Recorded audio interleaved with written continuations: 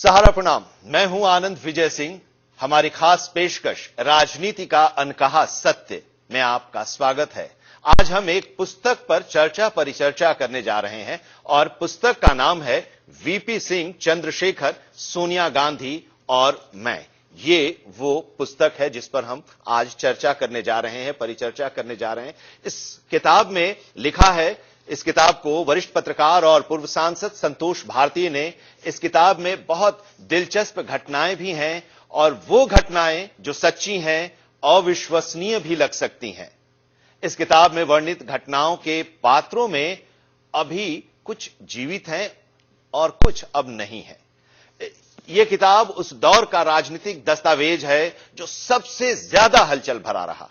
आज हम उसी राजनीतिक कालखंड की चर्चा इस किताब के माध्यम से करेंगे और इस चर्चा में हमारे साथ इस पुस्तक के लेखक संतोष भारती जी खुद मौजूद हैं और साथ ही हमारे साथ प्रोफेसर फौजिया अर्शी भी इस चर्चा में जुड़ रही हैं, जिन्होंने इस पुस्तक का संपादन किया है। आप दोनों लोगों का बहुत बहुत स्वागत है और जानेंगे इन्हीं दोनों लोगों से इस पुस्तक के बारे में, इस पुस्तक के लेखन के पीछे की प्रेरणा के बारे में। और जब बात निकलेगी तो जाहिर सी बात है कि दूर तलक जाएगी। तो हम उस दौर के उस सच से आपको रूबरू कराएंगे जो सच अब तक देश के सामने नहीं आ सका है और उसे सामने लाने की हिम्मत दिखाई है संतोष भारती जी ने। क्योंकि भारत प्रजातांत्रिक देश है जहां लेखकों, संपादकों, विचारकों और देश निर्माताओं के विचार को आप तक पहुंचाना हम मीडिया कर्मियों का दायित्व बनता है। तो आइए शुरू करते हैं राजनीति के उस अनकहे सत्य की, वीपी सिंह, चंद्रशेखर, सोनिया गांधी और मैं के माध्यम से। आप सभी मेहमानों का, दोनों मेहमान जो हमारे साथ हैं, संतोष भारती जी और फौजिया अर्शी जी, आप दोनों लोगों का बहुत बहुत स्वागत है।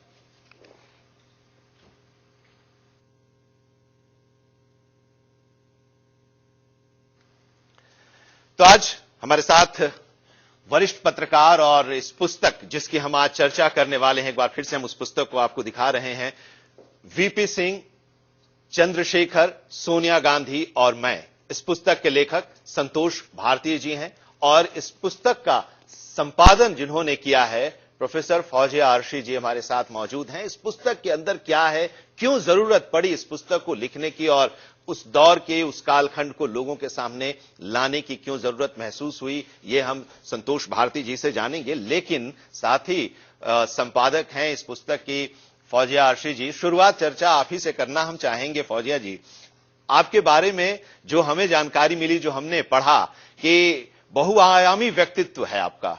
आप फिल्म मेकर भी हैं, आप उद्यमी भी हैं, आप प्रोफेसर भी हैं, शिक्षाविद भी हैं और आपने आपकी भाषा जो मूल रही है वो अंग्रेजी है, इंग्लिश लिटरेचर से आप जुड़ी हैं। हिंदी की इस पुस्तक का संपादन आपने किया है। पहले जरा इस पुस्तक की यात्रा के बारे में बताइए। इस संपादन के यात्रा में कैसा रहा आपका अनुभव? एक ऐसी पुस्तक जो हिंदी में लिखी गई और उस पुस्तक की जहां भी मैंने रिव्यू पढ़ी है, जिन लोगों के कमेंट्स हमने सुने हैं, सबने इस पुस्तक की तारीफ की है कि खोजते रहे हम, इसमें गलतियां ढूंढते रहे, लेकिन हमें कुछ नहीं मिला। एक इकार या उकार या किसी मात्रा की गलती नहीं मिली। देखिए, ये एक डीप एक्सप्लोरेशन था पास्ट का, हिस्ट्री ऑफ इंडिया का, और इतनी जबरदस्त और इतनी दिलचस्प ये यात्रा थी। आप समझ लीजिए कि जैसे इतिहास को जी रही थी मैं, और जो मेरे साथ जो टीम काम कर रही थी वो भी। और जब ये इस किताब का काम खत्म हुआ तो हम लोग मिस करने लगे वीपी सिंह, चंद्रशेखर, सोनिया गांधी को। और इतिहास को इतने दिलचस्प तरीके से लिखा जाना चाहिए जितना कि संतोष भारती जी ने लिखा। आपने ठीक कहा कि मैं अंग्रेजी भाषा पे मेरा कमांड है, लेकिन हिंदी भी मैं उतनी ही अच्छी जानती हूँ। और मैं कितनी अच्छी जानती हूँ हिंदी, ये मुझे मौका दिया संतोष जी ने, और उन्होंने मुझ पर भरोसा किया इस किताब को लेके। और उसके दो वजह थे जो आप संतोष जी से भी पूछेगा कि Santosh ji is a perfectionist, और उन्होंने जितने जुनून के साथ में ये किताब लिखी है, उतनी ही जुनूनी टीम, उतने ही जुनूनी लोग इनको चाहिए थे। तो शायद इसीलिए उन्होंने हमारी टीम को और मुझे इसके लिए चुना। इस किताब का हर पन्ना एक कहानी कहता है। मैं ये कहूंगी, आपके जब आप संतोष जी से सवाल पूछेंगे तो आप उनसे ये पूछ सकते हैं कि हर पन्ने पे एक कहानी है, ये वो कैसे कर पाए। क्योंकि मैं खुद हैरान थी जब मेरे पास 1000 पन्नों की संतोष जी के हाथ की लिखी हुई किताब सामने आई, तो मैंने उसको पढ़ना शुरू किया तो उसमें ना एक शब्द कटा हुआ था, ना कोई पैराग्राफ कटा हुआ था, ना कोई स्पेलिंग मिस्टेक थी। 1000 पन्ने संतोष जी ने 3, साढ़े 3, 4 महीने में धारा प्रवाह लिख डाले थे, जैसे कोई इल्हाम हुआ हो। ये मैंने अपने एडिटोरियल में भी लिखा है। और इसका प्रोडक्शन इतना आसान नहीं था, बहुत मुश्किल था। और अगर कोई इसमें कोई भी गलती नहीं निकाल पाया है तो ये मैं वाकई में खुश हूं इस बात को सुन के आज। और कोई गलती नहीं। बिल्कुल। और इस किताब के पीछे कुछ पंक्तियां लिखी हैं। वो कुछ दीवाने थे जो चुनौतियों की बारिश के बीच इतिहास रच रहे थे, और मैं कतरों को जोड़कर मोती समेटकर इतिहास गूंथ रहा था। ये इसका संदर्भ कुछ बताएंगी? देखिए, इस किताब को पढ़ के जब ये इसका पूरा काम खत्म हुआ और एडिटोरियल में लिखने बैठी, तो पहली जो बात जहन में आई वो यही थी कि संतोष जी ने कतरा उन यादों को जोड़कर, उन एक्सपीरियंसेस को जोड़कर इतनी जहानत के साथ में इस किताब को लिखा। मतलब वो विटनेस थे। विटनेस कई लोग होते हैं कई घटनाओं के, लेकिन एक जर्नलिस्ट जो कि एक पॉलिटिशियन भी रहा, लेकिन उसने बीइंग अ पॉलिटिशियन उसने अपनी एक जिम्मेदारी निभाई, और बीइंग अ जर्नलिस्ट वो एक अलग जिम्मेदारी निभाई। और इतनी ईमानदारी के साथ में इस अपना एक जर्नलिस्टिक पॉइंट ऑफ व्यू उन्होंने रखा है। It is really amazing and it is wonderful and it is a beautiful piece of contemporary history of India. मुझे तो लगता है कि यूनिवर्सिटीज के सिलेबस में इस किताब को जरूर पढ़ाना चाहिए। बिल्कुल। इस पर रिसर्च, जो आजकल लोग रिसर्च कर रहे हैं, और उनको इस किताब से बहुत फायदा मिलेगा और उन्हें जानकारियां भी बहुत मिलेंगी, सुविधा भी मिलेगा। संतोष भारती जी खुद जब लेखक हमारे साथ जुड़े हुए हैं, जरा उनसे, जो फौजिया जी जो बात कह रही हैं उसी को जो आगे बढ़ाते हुए, सर आपसे क्यों जरूरत पड़ी आपको उस कालखंड को पिरोने की, लिखने की, लोगों तक पहुंचाने की, और उस दौर में लिखने की जब पढ़ने की आदत लोगों की करीब करीब छूट गई है, और हिंदी में खास करके छूट गई है। अगर हम राजनेताओं की बात करें या पत्रकारों के एक वर्ग की भी बात करें, तो वो लोग अब पढ़ना और जानकारी लेना अब आजकल उतना उसमें इंटरेस्ट नहीं दिखा रहे हैं। और उस दौर में आपने इतनी हिम्मत की उस पूरे कालखंड को पिरोकर और लोगों के सामने रखने की। आनंद जी, आपको और आपके दर्शकों को मैं धन्यवाद देने के साथ सिर्फ इतना कहना चाहता हूं, कल 15 अगस्त है और आप मेरी किताब के ऊपर 15 अगस्त से कुछ वक्त पहले, कुछ घंटे पहले आप मुझसे बात कर रहे हैं। रिलेवेंस बनता है कि हम जब किसी राष्ट्रीय दिवस को मनाते हैं तो हमारे मन में क्या होता है।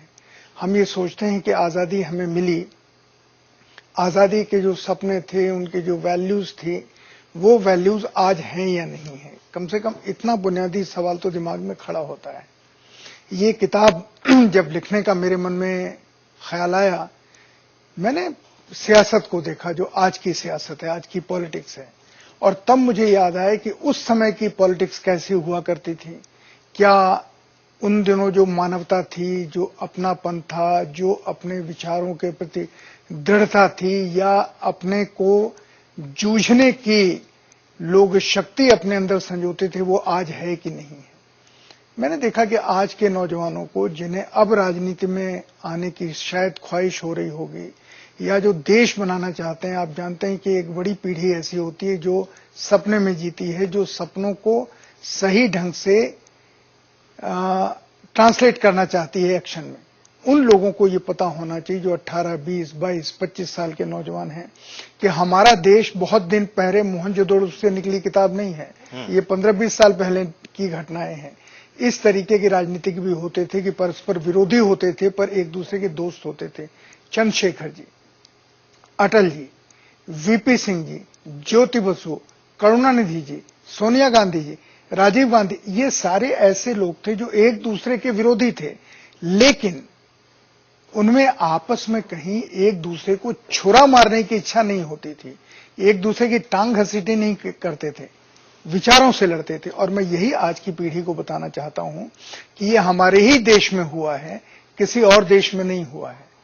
तो इसलिए अगर उन्हें उस दौर की घटनाओं का पता चले, पर घटनाओं के साथ साथ उस दौर की इंसानियत का, उस दौर के नेताओं के सोच का, उस दौर के नेताओं की समझ का अगर पता चले, तो शायद वो अच्छे राजनीतिज्ञ या अच्छे नागरिक बन सके।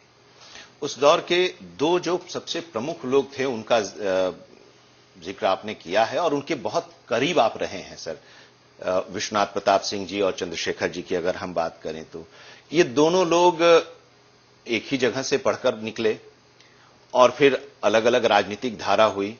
एक समय ऐसा आया जब दोनों लोग एक साथ आए। थोड़ा उस किताब के अंदर की जो आपने लिखी है उस पर हम जाएं तो इन दोनों लोगों के बारे में एक परसेप्शन ये है कि एक दूसरे के विरोधी रहे। चंद्रशेखर को लगा कि हमारा बनाया हुआ था, हमने भारत यात्रा की, पदयात्रा की और वो पद, वो कुर्सी हमारी है। उस पर अचानक एक लहर आई और विश्वनाथ प्रताप सिंह बैठ गए और उनके बैठने के पीछे की जो चर्चाएं हैं, कहानी है, वो अलग हैं। उसके बाद फिर चंद्रशेखर उनकी सरकार को गिराते हैं और फिर वो बैठ जाते हैं।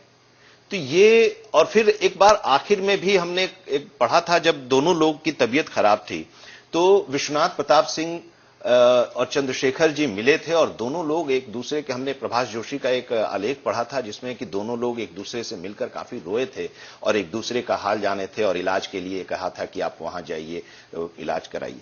तो वो जिसकी आप समन्वयता की बात कर रहे हैं, वो कैसे अचानक इतनी तीखी राजनीतिक दुश्मनी और फिर वो सब कुछ भुला जाना, वो आपसे बेहतर और कोई नहीं समझा सकेगा। आनंद जी, यही मैं आज के नौजवानों को समझाना चाहता हूं कि राजनीतिक विरोध व्यक्तिगत विरोध में नहीं बदलना चाहिए। अगर व्यक्तिगत विरोध होता तो दोनों एक दूसरे के साथ जिंदगी में कभी खड़े नजर नहीं आते। इस किताब में आपने देखा होगा बहुत सारी जगहों पर वीपी सिंह और चंद्रशेखर एक साथ खड़े नजर आए और जिस घटना का आपने जिक्र किया, चंद्रशेखर जी का नाराज होना या गुस्सा होना या ये स्वाभाविक था, क्योंकि चंद्रशेखर थे, वो ऐसे शख्स थे जो अकेले इंदिरा गांधी से लड़ गए थे, अकेले मोरारजी देसाई से लड़ गए थे, अकेले वो बिरला के खिलाफ पूरी संसद में उन्होंने राज्यसभा में जो अभियान छेड़ा था वो देश का अभूतपूर्व अभियान है। वो आज के नौजवानों को पढ़ना चाहिए कि एक व्यक्ति कैसे संसद में सारे देश को अपनी तर्कों से, अपनी भाषा से, अपनी बोली से प्रभावित कर सकता है। और यही चंद्रशेखर और वीपी सिंह थे जिन्होंने राजीव गांधी को मिलकर के सत्ता से हटाया था और यही वीपी सिंह और चंद्रशेखर थे जिन्होंने उन्हीं राजीव गांधी की पत्नी सोनिया गांधी को देश का प्रधानमंत्री बनाने के लिए पूरे विपक्ष को लगभग तैयार कर दिया। ये एक नई बात आपने सर इस पुस्तक में रखी है कि आनंद जी, इसका जो आखिरी अध्याय है ये सचमुच देश के सामने पहली बार आया है कि किस तरीके से सोनिया गांधी प्रधानमंत्री बनते बनते रह गई और मनमोहन सिंह प्रधानमंत्री हो गए। उसके क्या कारण थे, क्योंकि इसके पहले से जितनी बातें बताई जाती रही हैं वो सब गलत हैं। ये मैं कह रहा हूं, मैं फिर कहता हूं कि मैं गर्व से नहीं कह रहा हूं, मैं उस अभिमान से कह रहा हूं जिसके बल पर मैंने इतने साल पत्रकारिता की और जिसकी वजह से मुझे बहुत आशीर्वाद लोगों का मिला है। तो वो वीपी सिंह और चंद्रशेखर जिस तरीके से सोनिया गांधी को प्रधानमंत्री बना रहे थे, आपको शायद इस किताब में आपने देखा हो, सोनिया गांधी को 2 बार प्रधानमंत्री बनने का मौका मिला, उन्होंने मना कर दिया। वीपी सिंह ने 1 बार प्रधानमंत्री बनने से 1996 में मना, जबकि सारा विपक्ष उनके यहां इकट्ठा था प्रधानमंत्री बनाने के लिए। मैं सिर्फ आपसे कह रहा हूं कि ये चीजें हिंदुस्तान में ही हो सकती हैं। आज कोई ये कल्पना करे, आज एक राज्य मंत्री बनने के लिए लोग घूस और मर्डर और क्या क्या करने को तैयार हो जाते हैं। यहां प्रधानमंत्री पद को अस्वीकार करना वीपी सिंह का या सोनिया गांधी का जितना उसका सम्मान होना चाहिए भारत के राजनीतिक इतिहास में उतना हुआ नहीं। इसलिए मैंने उस घटना के एक एक दिन का वर्णन लिखा है। बहुत सारी घटनाएं मेरी आंखों देखी थी, सारी घटनाएं। अभी मैं 2 दिन पहले चिराग पासवान से मिला जिनके पिताजी रामविलास पासवान का इसमें जिक्र है, जो मंत्री नहीं बनना चाहते थे, लेकिन वीपी सिंह ने कहा कि मेरा आदेश है कि तुम चलो और मंत्री बनो, और रामविलास जी को चले गए, जबकि उनके पत्नी के अलावा जितने उनके सलाहकार थे उनके खिलाफ थे। तो इसमें बहुत सारी चीजें ऐसी हैं जो आज की पीढ़ी को पता चलेगा कि लोग कितना एक दूसरे का सम्मान और आदर करते थे। उनके मन में कुछ भी हो, लेकिन वो अपने वरिष्ठों की अनदेखी नहीं करते थे। एक चीज आपने और उसमें जिक्र किया है कि वीपी सिंह की सरकार के सामने जब संकट आया तो देवीलाल को आप गढ़चिरौली से लेकर आए, मिलवाना चाहते थे वीपी सिंह से। वीपी सिंह ने कोई उसमें इंटरेस्ट नहीं दिखाया, चंद्रशेखर से वो मिले और फिर क्योंकि सरकार बचाने में वो इंटरेस्ट नहीं दिखाई दिया वीपी सिंह का। क्या वीपी सिंह एक लाचार प्रधानमंत्री के तौर पर रहे? क्योंकि आपसे बेहतर नहीं समझा पाएगा, मैं बार बार ये बात कह रहा हूं। 1989 में आप चुनाव लड़े, उस दल से सांसद बने, उनके बहुत करीबी रहे, चंद्रशेखर के भी करीबी रहे, उस दौर को आपने देखा है और इसमें लिखा भी है। इसीलिए क्या एक अव्यवस्थित प्रधानमंत्री के तौर पर वीपी सिंह की इमेज बनती है? क्योंकि वीपी सिंह की वो इमेज सर आज नहीं है जो उनके बारे में चुनाव में आने से पहले या प्रधानमंत्री बनने से पहले जो एक उनकी इमेज थी। एक मंडल लागू कर दिया, रिजर्वेशन के सबसे बड़े दोषी के तौर पर उनको आज देखा जाता है। वीपी सिंह को आप किस रूप में एनालाइज करेंगे? आनंद जी, आपने जो बात कही वीपी सिंह की, मैंने एक बड़ी गलती जो उन्होंने की थी उसका मैंने विश्लेषण किया है कि वीपी सिंह आए थे भ्रष्टाचार के खिलाफ मैंडेट के ऊपर, और उन्होंने उस भ्रष्टाचार के मैंडेट को ही छोड़ दिया। एक दूसरी चीज, वीपी सिंह लाचार प्रधानमंत्री नहीं थे। वीपी सिंह बहुत सुलझे हुए और लोगों के प्रति प्रतिबद्ध प्रधानमंत्री थे। मंडल कमीशन उन्होंने इसलिए लागू किया, इंदिरा गांधी जी के समय जितने भी बाद में प्रधानमंत्री हुए किसी ने हिम्मत नहीं की। उन्होंने इसलिए मंडल कमीशन लागू किया क्योंकि वो इस देश के शक्ति संतुलन को बदलना चाहते थे। वो चाहते थे कि जिन्हें अब तक कुछ नहीं मिला है उन्हें मिले। तो अब है तो भारतीय जनता पार्टी बदल सकती है, जो उस समय उसका विरोध कर रही थी, क्यों नहीं बदल पा रही है? सुप्रीम कोर्ट ने उसे सही साबित बताया कि मंडल कमीशन लागू होना चाहिए। अब डिमांड हो रही है कि जितना 27% का आरक्षण दिया है उससे और बढ़ाया जाए। और इस समय की जितनी लीडरशिप है, मैं आनंद जी आपको याद दिलाता हूं, प्रधानमंत्री नरेंद्र मोदी सहित ज्यादातर लीडरशिप उस वर्ग से आती है जिनको हम अब तक वंचित वर्ग कहते हैं, खासकर पिछड़ा कहते हैं, दलित कहते हैं, वही लीडरशिप है।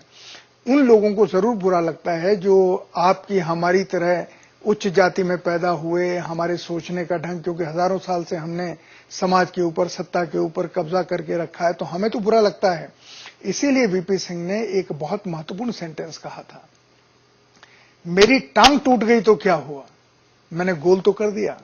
और हमेशा के लिए उन्होंने सत्ता का शक्ति संतुलन इस देश में बदल दिया। अब कोई चाहे भी उस घड़ी के चक्र को वापस नहीं ला सकता। उसी दौर को आगे लोग बढ़ाते जा रहे हैं, आज ये देखने को भी मिल रहा है। इसमें एक अभी देखिए ना, अभी क्या हो रहा है, वही अभी जो मांग चल रही है वही मांग तो है, उसी को लोग लेकर आगे बढ़ रहे हैं। बिल्कुल। फौजिया जी, इस पुस्तक का जो टाइटल है वीपी सिंह, चंद्रशेखर, सोनिया गांधी और मैं, वीपी सिंह, चंद्रशेखर और मैं, यहां तक तो मैं समझ पा रहा हूं। इसमें सोनिया गांधी कहां से आ जा रही हैं इस टाइटल में? जरा ये बताइए, इस टाइटल को रखने के समय आपके मन में क्या यह सवाल आया था कि सोनिया गांधी को इसमें कैसे हम एकोमोडेट करें और क्यों करें? नहीं, ये टाइटल मेरा नहीं है, टाइटल संतोष जी का ही है। उन्हीं का ये डिसीजन था। और इसमें सोनिया गांधी के बिना ये किताब पूरी नहीं होती।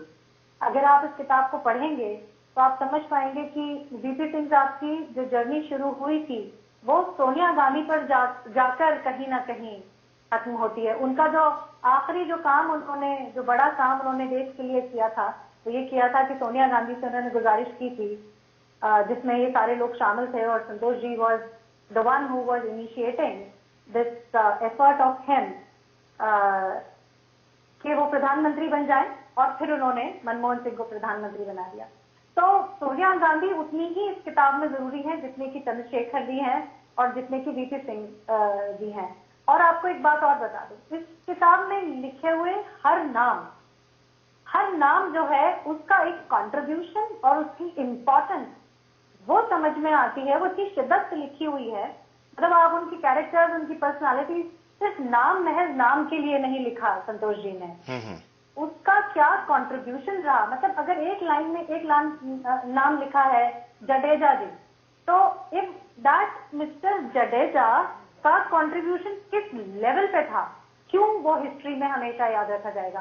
तो he has defined it very beautifully, written beautifully, and the title was head. तो ये आप उनसे सवाल कीजिए कि उन्होंने ये क्यों। ये जरूर था इस बुक के अंदर, तो पढ़ने के बाद वो तो क्लियर हो ही जा रहा है, लेकिन दर्शकों के लिहाज से ये जरूर सवाल था। एक सवाल ये सर कि वीपी सिंह की जो इमेज की जो हम बात कर रहे हैं, उन प्रधानमंत्री के दौर में जब तक वो प्रधानमंत्री रहे, उसमें कोई ऐसा डिसीजन लेते हुए हम नहीं देख पाए।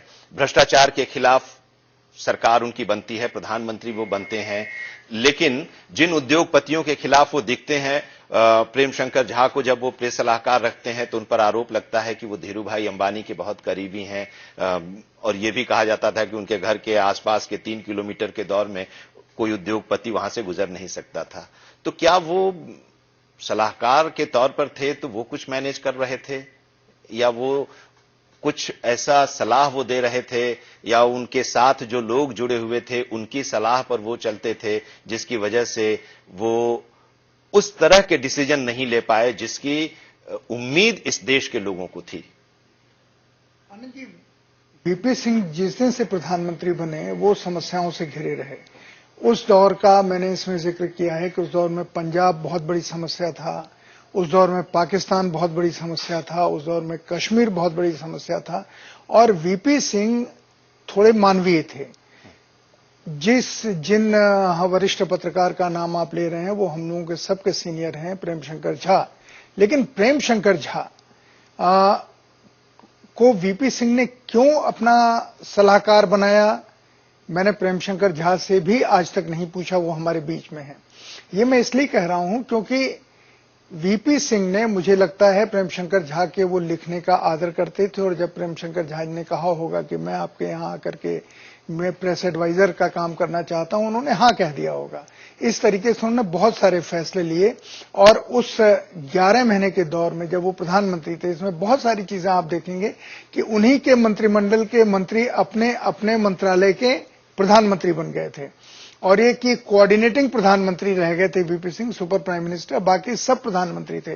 इनके यहाँ कोई भी अपने मंत्रालय का मंत्री नहीं था, ये मैंने इसमें लिखा है। वो इसलिए कि उन्होंने पीएमओ को बिल्कुल शून्य कर दिया था, जो किसी प्रधानमंत्री ने नहीं किया। अब आज की हालत तो ये है कि आज के अगर लोग नौजवान हैं, पढ़ेंगे, वो तो कहेंगे हर चीज तो प्रधानमंत्री जी करते हैं, बाकी मंत्रियों का कोई काम नहीं है। वहां पर वीपी सिंह ने प्रयोग किया कि प्रधानमंत्री का कोई काम नहीं हो, लेकिन मंत्रियों का काम हो। अब 9 महीने के भीतर 11 महीने के भीतर वीपी सिंह कितना काम कर पाए, बहुत काम उन्होंने किए। उनके बनाए कानून, उनके बनाए नियम बहुत, और सबसे बड़ा मंडल कमीशन जो सोच के उन्होंने बनाया, उन्होंने किसी के खिलाफ नहीं बनाया। उन्होंने ये, उस समय का दौर ऐसा था कि अगर मंडल कमीशन वीपी सिंह नहीं बनाते तो पिछड़ी जातियों में जो गुस्सा था वो इस देश में गृहयुद्ध पैदा कर देता। इसलिए उन्होंने उनको पैसा नहीं दिया जैसे आज प्रधानमंत्री मोदी कर रहे हैं, इतना पैसा यहां दे दो, इतना पैसा उसको दे दो। उन्होंने शिरकत का मौका दिया, चाहे वो मुसलमान समाज को हो, चाहे वो दलित समाज को हो, चाहे वो पिछड़े समाज को हो। यानी जो वंचित वर्ग, ये 3 बड़े माने जाते हैं, उन्हें उन्होंने सत्ता में शिरकत का मौका दिया, और ये बुनियादी फर्क बाकी प्रधानमंत्रियों से वीपी सिंह को अलग करता है। और यही कुछ है, और इसके अलावा भी बहुत सारी इस किताब में बातें हैं जो अब तक अनकही रही हैं, अनछुई रही हैं, जिसके बारे में कोई जानता नहीं है और चर्चा तक नहीं होती। इसमें मैं 1 सेकंड बता दूं, क्योंकि टाइम शायद आपका भाग रहा है। मैं ये बता दूं कि इसमें अटल बिहारी वाजपेयी हैं, इसमें आडवाणी जी हैं, इसमें विश्व हिंदू परिषद है। आज योगी आदित्यनाथ जो मुख्यमंत्री हैं उत्तर प्रदेश के, उनके गुरु महंत अवैधनाथ हैं, उन्होंने कितना बड़ा रोल प्ले किया था, इसका जिक्र इसमें है। इसमें मुरारजी भाई हैं, इसमें इंदिरा जी हैं, वो मानवता है जो जयप्रकाश जी ने जाके दिखाई, इंदिरा जी के साथ जो चंद्रशेखर जी ने जाके दिखाई, ये इतनी घटनाएं हैं। वो घटनाएं सिर्फ मैंने इसलिए लिखी है आनंद जी, आज की पीढ़ी को पता चले कि किस तरह के लोग थे। वो आसमान से उतरे हुए नहीं थे। अमिताभ बच्चन और रेखा भी हैं सर। अमिताभ बच्चन और रेखा भी हैं, तो आप पढ़िए, देखिए कितनी रेखा का कितना कमाल का रोल है उसमें। और रेखा जब शबाना आजमी का इंटरव्यू कहती हैं आनंद जी, तो मैं एक लाइन हमेशा याद मेरे दिमाग में लिख गई है। बहुत कुछ किया है रेखा ने, लेकिन रेखा ने जब शबाना का इंटरव्यू किया, वो न भूतो न भविष्यति, इतिहास में अब कभी होगा नहीं, उसके पहले हुआ नहीं। उन्होंने पत्रकार के तौर पे शबाना जी का इंटरव्यू लिया और कहा, सुंदर तो मैं हूं लेकिन दिखती तुम हो। अब इस सेंटेंस को कोई भी बड़ा साहित्यकार इतने प्यार से नहीं लिख सकता जो रेखा ने कह दिया, सुंदर तो मैं हूं, दिखती तुम हो। मैं इसलिए आपसे कह रहा हूं कि वो दौर ही अजीब दौर था। जिस तरीके से अमिताभ बच्चन चुनाव जीते, बहुगुणा जैसी टावरिंग पर्सनालिटी को हरा दिया, उसके कारण क्या थे? उनके और राजीव जी के बीच में मतभेद के कारण क्या थे? सोनिया गांधी से वो क्यों अलग हो गए? सोनिया जी ने क्यों अपनी जिंदगी से अलग कर दिया? मैं आखिर में सिर्फ एक चीज आपसे कहना चाहता हूं, अगर ये आखिर है तो वो ये कि इसके बहुत सारे पात्र जीवित हैं। उनमें से किसी ने अभी तक इस किताब में लिखी एक भी बात का खंडन नहीं किया। हाँ, यही मैं आपसे पूछना चाह रहा था कि हाँ, आपको कभी डर नहीं लगा कि मैं लिख रहा हूं तो कुछ जो लोग हैं वो लोग इस पर चैलेंज करें, और एक तो नया फैशन भी चला है, मानहानि का दावा कर दें? हमने जब पत्रकारिता में हम आए तो हमारे संपादक सुरेंद्र प्रताप सिंह ने हमसे एक चीज कही कि स्टोरी के साथ अगर खड़े हो सकते हो तब तो स्टोरी करो, नहीं तो मत करो। दूसरा उन्होंने कहा कि स्टोरी का अगर कोई खंडन करता है तो उसका फॉलो अप करो। आपको मैं बता दूं, और मैं कोशिश करता हूं कि कई जगह कहूं विनम्रता से, मेरे खाते में मेरी रिपोर्ट पर 2 मुख्यमंत्रियों का त्यागपत्र हुआ है। उत्तर प्रदेश के श्रीपति मिश्रा और राजस्थान के हरदेव जोशी। कैबिनेट मंत्री तो कई गए हैं, लेकिन ये 2 मुख्यमंत्री गए हैं। और अगर मेरी स्टोरी गलत होती कहीं पर भी तो मुख्यमंत्रियों का इस्तीफा प्रधानमंत्री नहीं लेते। एक का इस्तीफा इंदिरा जी ने लिया, एक का इस्तीफा राजीव गांधी ने लिया। तो मेरी जो इतने सालों की पत्रकारिता है उसमें मेरी किसी भी स्टोरी का खंडन नहीं हुआ। मैंने और अभी तक भी इस पर कुछ आया नहीं जी, है, और मैंने मनमोहन सिंह के खिलाफ लिखा स्टोरी की कि मनमोहन सिंह जेल जा सकते हैं, खंडन नहीं आया। मैंने स्टोरी की जब मोदी जी बन गए बेहोश प्रधानमंत्री, खंडन नहीं आया। मैं सिर्फ ये कह रहा हूं कि अगर आपकी स्टोरी सही है और आपके पास उसके कहने में तथ्य है, ईमानदारी है, तो कोई आपके ऊपर मुकदमा करने की हिम्मत कर नहीं सकता, क्योंकि फिर उसको मुंह खानी पड़ेगी। बिल्कुल। एक आखिरी कमेंट आपसे फौजिया जी कि राम बहादुर राय जी को मैं सुन रहा था तो उन्होंने कहा कि कई ऐसी बातें हैं, एक पोर्शन कुछ ऐसा है लग रहा है कि जिसको आपने हटा दिया अपने संपादन के दौरान, तो क्या वो लेकर आप आएंगी, चाहे वो अलग पुस्तक के ही तौर पर हो? ये संतोष जी का डिसीजन होगा। और मुझे लगता है संतोष जी को एक किताब और लिखना चाहिए, जिसकी गुजारिश आप भी कीजिए, मैं भी कर रही हूँ बिल्कुल पूरे हिंदुस्तान के सामने। और एक चीज मैं बिफोर वी लीव मैं ये कहूंगी कि किताब इतनी इंटरेस्टिंग है जिस तरह से आप कह रहे हैं और बाकी सारे लोगों ने कहा है। मुझे फिल्म इंडस्ट्री के बड़े प्लेयर्स से ये फोन आ चुका है कि फौजिया जी क्या हम इसके ऊपर वेब सीरीज बना सकते हैं? ये भी है सर, इसका भाग 2 हम उम्मीद करें। जरूर, मैं बिल्कुल आगे हम उसका सीक्वल बनाएं। फजल, जरूर मैं कोशिश करूंगा कि लिखूं। हालांकि दोबारा उस मानसिकता में पहुंचना मेरे लिए मुश्किल है, क्योंकि जब इस किताब को मैंने लिखना शुरू किया, पहले अक्षर से लेके आखिरी अक्षर तक मुझे बहुत सोचना नहीं पड़ा। मैंने इसमें रिसर्च नहीं किया, मैं आपको भी साफ कर दूं, जो सुन रहे हैं उनको भी, ये रिसर्च बेस्ड बुक नहीं है। ये मेरी अपनी यादों के आधार पर है, और जो यादें मैंने मुकम्मल तौर पर लिखी और जिनके बारे में मैं खड़ा हूं। मैं आपको सिर्फ ये बता दूं कि एक बड़े राजनेता का इसमें नाम आया है जिन्होंने किसी चीज का खंडन नहीं किया, बल्कि उन्होंने एक दूसरे बड़े राजनेता से कहा कि संतोष जी ने ये, उनको पता कहां से चला कि ऐसी ऐसी घटना हुई। तो इसलिए मैं अपने लिखे के ऊपर विनम्रता से कायम हूं और मैं उसके साथ ईमानदारी से खड़ा हूं। उसको मैं पुनः अंडरलाइन करता हूं, इंडोर्स करता हूं, उसको लोगों से कहता हूं कि ये उतना ही सच है जितना आप पढ़ रहे हैं। बिल्कुल, और इसीलिए इस पुस्तक को पढ़ने की जरूरत है उन लोगों को भी जो राजनीति में रुचि रख रहे हैं, जो राजनीति में आना चाहते हैं, जो पत्रकारिता में आना चाहते हैं, जो पत्रकारिता में हैं, उन सब लोगों को, क्योंकि उस दौर को हम सिर्फ ऊपर से देख रहे हैं, उस दौर के अंदर में हम कभी जाने की कोशिश नहीं की और हमें किसी ने ले जाने की भी कोशिश नहीं की।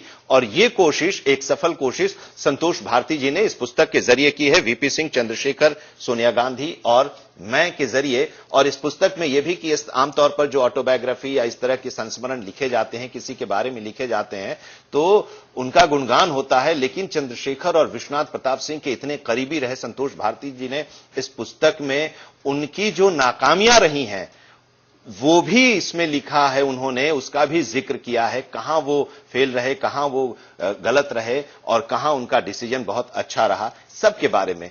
जो लोग रिसर्च कर रहे हैं यूनिवर्सिटीज के लिए तो ये खास तौर से, क्योंकि पत्रकारिता विश्वविद्यालय भी चल रहे हैं, विभाग भी चल रहा है और रिसर्च भी चल रहा है, उनके लिए तो जाहिर सी बात है कि बहुत ही उपयोगी ये पुस्तक होगी। और हम संतोष जी से ये उम्मीद भी करते हैं कि अब जब उन्होंने ये शुरू कर दिया है लेखन का काम, तो ये जारी रहे और कुछ और ऐसी पुस्तकें आए ताकि हम जैसे लोगों के ज्ञान वृद्धि भी हो, ज्ञानवर्धन भी हो। और आप उसका इसी तरह से फौजिया जी संपादन भी करें, बेहतरीन ढंग से संपादन करें।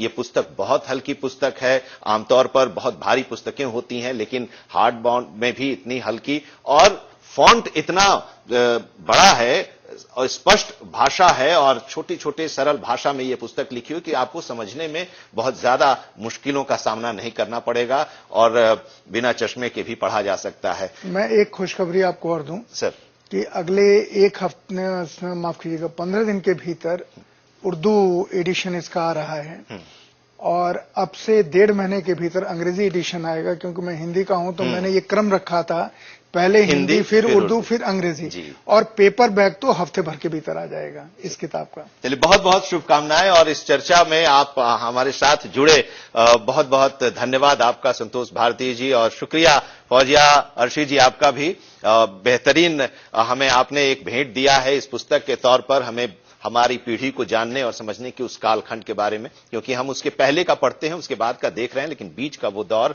हमारे जानकारी में नहीं रहा जो हम इस पुस्तक के जरिए देखेंगे। तो जरूर आप पढ़िए। वीपी सिंह, चंद्रशेखर, सोनिया गांधी और मैं, ये लीडिंग बुक स्टोर पर भी मौजूद है और ऑनलाइन अगर खरीदना चाहेंगे तो अमेजन पर भी ये मौजूद है, वहां से भी आप ले सकते हैं। तो हमारी इस खास चर्चा और परिचर्चा में आज इतना ही, लेकिन आप जुड़े रहिए सहारा समय के साथ, जहां खबरें लगातार जारी हैं। सहारा।